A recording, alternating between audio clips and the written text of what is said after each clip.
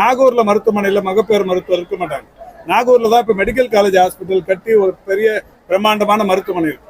அங்க போய் பார்க்க சொல்லுங்க, எத்தனை மகப்பேறு மருத்துவர்கள் இருக்காங்கன்னு தெரிய வரும். அதுக்கு ஒரு 6 கிலோமீட்டர் தான் வித்தியாசம். இந்த மருத்துவமனைக்கு பதிலாக தான் அங்க இன்னைக்கு மெடிக்கல் காலேஜ் ஹாஸ்பிட்டல் கட்டி 500 படுக்கைகள் கொண்ட மிகப்பெரிய மருத்துவமனை இருக்கு. இந்த நாகூர் மருத்துவமனையில் இல்லைன்னு சொல்றது யாரோ எழுதி கொடுத்து படிக்கிறது. நேராக போய் மெடிக்கல் காலேஜ் ஹாஸ்பிட்டல்ல அவங்க கட்சிக்காரங்கள போய் பார்த்தாங்கன்னா தெரியும் எத்தனை மருத்துவர்கள். சார், இப்போ வெளிநாடு முதலீடா வெளிநாட்டில் முதலீடா அப்படின்னு சொல்லி விஜய் கேள்வி எழுப்பியிருக்காரு. அதெல்லாம் சும்மா கண்டகெல்லாம் சொல்லுங்க. ஏதாவது நல்ல ஆரோக்கியமா கேள்வி கேளுங்க. நான் ரெஃபரேட்டா மீண்டும் தாவேக்காகவும் திமுக தான் போட்டின்னு விஜய் இன்னைக்கு திருவாரூர் எல்லா கட்சிகளும் ஆளுங்கட்சிக்கும் எங்களுக்கு தான் போட்டின்னு சொல்வது அரசியல் எதார்த்தம். அதை தான் அவர் சொல்லியிருக்காரு. ஏற்கனவே 4 கூட்டணி தலைமையில சட்டமன்ற தேர்தல் சந்திக்கிறேன். உங்கள் தலைமையில் கூட்டணி அமைக்கப்படுமா? இல்லை, இந்த தேர்தலில் நாங்கள் உறுதியாக இடம்பெறுகின்ற கூட்டணி வெற்றி பெற்று ஆட்சி அமைக்கின்ற கூட்டணியாக இருக்கும். தமிழக வெற்றி கழகத்தோட கூட்டணி அமைக்கிறதுக்கு வாய்ப்பு இருக்கா? எங்கள் கூட்டணி நிலைப்பாட்டை டிசம்பர் மாதத்தில் உறுதியாக தெரிவிக்கும். பிரச்சாரத்தில் பேசும்போது நடிகர் விஜய் என்ன சொல்றாருன்னா, நான் போற இடங்கள்லாம் பவர் கட் பண்றீங்க, பல கட்டுப்பாடுகள் இருக்கிறீங்க.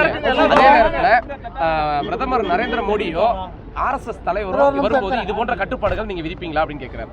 இல்லை, கண்டிப்பாக அவர் போகக்கூடிய இடங்களில் இந்த மாதிரி பவர் கட்லாம் பண்ணால் அது சரியான செயல் இல்லை. அதுக்காக தன்னை எல்லோரோடும் ஒப்பிட்டு பேசுவது சரியானது. மக்களை சந்திக்க வருகின்றிருக்கிறார். அந்த அளவில் அதை நான் வரவேற்கிறேன். ஆனால் அவருடைய ரசிகர்களை விஜய் அவர்கள் அரசியல்படுத்த வேண்டும். தொடர்ந்து அவரும் வலியுறுத்துகிறார், அறிக்கை வாயிலாக வேண்டுகோள் வைக்கிறார். நீதிமன்றம் சுட்டிக்காட்டுகிறது.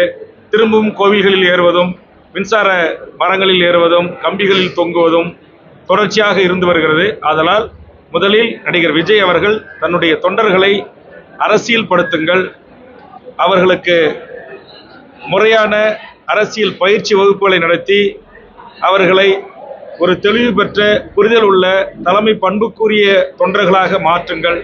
அப்போதுதான் உயர்நீதிமன்றங்களுடைய இந்த சுட்டிக்காட்டுதலும் பத்திரிகை ஊடகங்களில் வருகின்ற விமர்சனங்களையும் திரு விஜய் அவர்கள் தவிர்க்க முடியும்.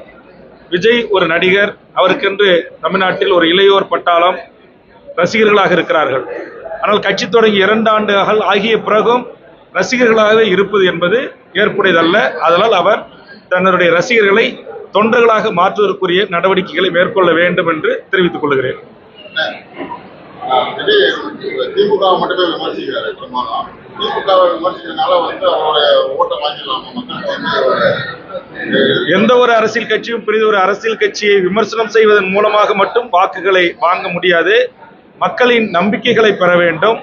அந்த நம்பிக்கையை திரு விஜய் அவர்கள் பெறுவாரா என்பதை வருகின்ற 2026 சட்டமன்ற தேர்தலில் தான் தெரியும். இப்போது களம் அவர் மட்டுமே பயணிக்கக்கூடியதாக இருக்கிறது. தமிழ்நாட்டில் தேர்தல் அறிவித்த பிறகு அனைத்து அரசியல் கட்சிகளும் அதனுடைய 2ஆம் கட்ட தலைவர்களும் அந்தந்த தொண்டர்களும் களத்தில் இறங்கி பணிகளை மேற்கொள்கின்ற போது அப்போது ஒரு கடுமையான போட்டிகள் உருவாகும். விமர்சனங்கள் இன்னும் கடுமையாக கூர்மி தீட்டப்படும். அப்போது மக்கள் சீர்தூக்கி பார்த்து யாரை தேர்ந்தெடுக்க வேண்டும், யாரை தேர்ந்தெடுக்க கூடாது என்ற முடிவுக்கு வருவார்கள். இப்போது களம் தனியாக இருக்கின்ற காரணத்தினால் அனைத்து கட்சி சார்ந்த தொண்டர்களும் பொதுமக்களும் விஜய் ஒரு சினிமா பிரபலம், சினிமா நடிகர், ஒரு உச்சபட்ச கதாநாயகன், அவரை பார்ப்பதற்கு இயல்பாக மக்கள் கூடுவது தமிழ்நாட்டில் வழக்கமாகி வருகிறது. அப்படி ஒரு கூடுகிற ஒரு கூட்டத்தை வைத்து மட்டும் நாம் கணித்துவிட முடியாது. அதனால் தேர்தலுக்கு பிறகுதான் இதற்குரிய பதிலை நாம் பெற முடியும். சேலஞ்ச் இருந்தே ஆகணுங்கிறது தான் என்னுடைய ஆசை. அரசியலை பொறுத்தவரையிலும் எந்த கட்சியும் ஈஸியாக தட்டிக்கிட்டு போயிடக்கூடாது, கஷ்டப்படணும், மக்களுடைய சாய்ஸாக இருக்கணும். அது எங்களை தேர்ந்தெடுப்பாங்கன்னு நாங்கள் நம்புகிறோம். அவ்வளோதான் நம்பிக்கையை கூட. அதுக்கான வேலை செய்யணும். அதை அவங்கள கன்வெர்ட் பண்ணுறதை விட கன்வின்ஸ் பண்ணணும். பிளே ஸ்டோர் மற்றும் ஆப் ஸ்டோரில் இருந்து பாலிமர் செயலியை QR கோடு மூலம் பதிவிறக்கம் செய்யுங்கள். செய்திகளை உடனுக்குடன் பெறுங்கள்.